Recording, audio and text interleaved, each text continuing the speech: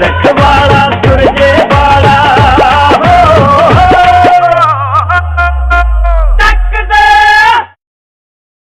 जिस नौजवान ने अपनी मेहनत से इन पूरे हिंदुस्तान के अंदर नाम कमाया, मुझे आज भी याद है जब सरदार मनमोहन सिंह जी प्रधानमंत्री थे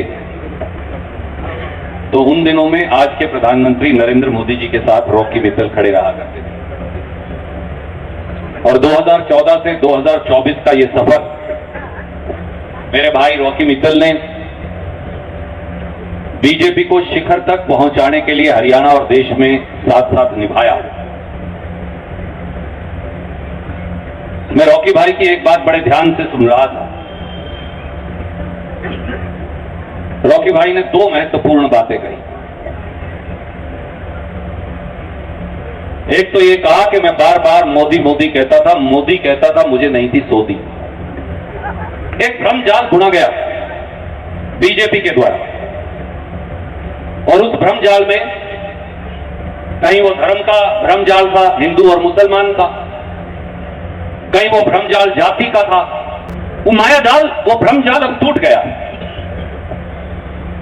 और उसके सबसे सटीक द्योतक मेरे भाई रॉकी मित्तल, जिसका बयान उन्होंने शब्दों में किया। और दूसरी बात एक और उन्होंने कही, कई बातें कही पर एक और महत्वपूर्ण बात कही कि नुमाइंदा ऐसा चुनो जिसकी चाल है और जिससे सरकार हाल है। कारण बड़ा साफ है, आप बीजेपी के किसी नेता के पास जाइए, हरियाणा में वो कहेगा मेरी तो चलती नहीं। कैथल से शुरू कर लीजिए, कुरुक्षेत्र जाइए, मंत्रियों के पास जाओ, वो कहेगा मेरी तो चलती नहीं।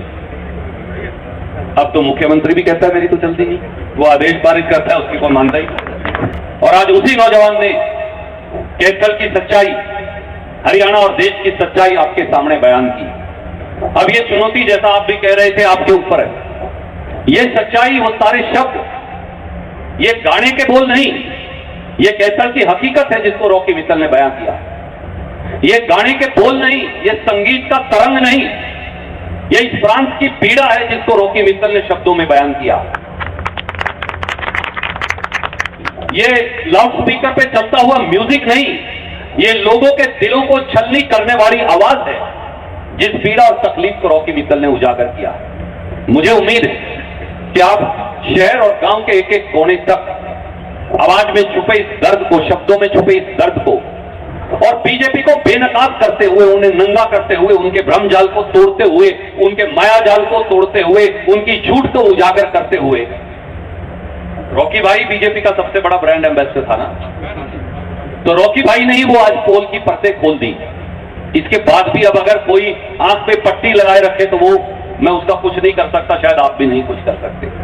तो इसलिए मेरे बुजुर्गों, साथियों, मातृशक्ति, नौजवान भाइयों, अब ये जिम्मेवारी आपकी है कि एक एक मोहल्ले, एक एक गांव तक हमें झूठ के इस मायाजाल को खोलने वाली ये आंखें और इस आवाज, इसकी सच्चाई को लेकर जाना है। आप सब भी यहां आए, स्वागत। मैं भाई रॉकी का, सारी टीम का आज बहुत बहुत स्वागत करता हूं कि इन्होंने राहुल गांधी जी पर भी एक गाना बनाया। मैंने आपसे रिक्वेस्ट की थी, उसकी 2 लाइन जरूर सुना दीजिए। मुझे माफ करना राहुल मेरे भाई, मुझे माफ करना राहुल मेरे भाई।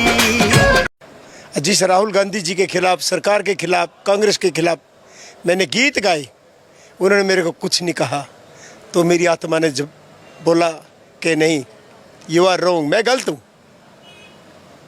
मैं गलत हूँ।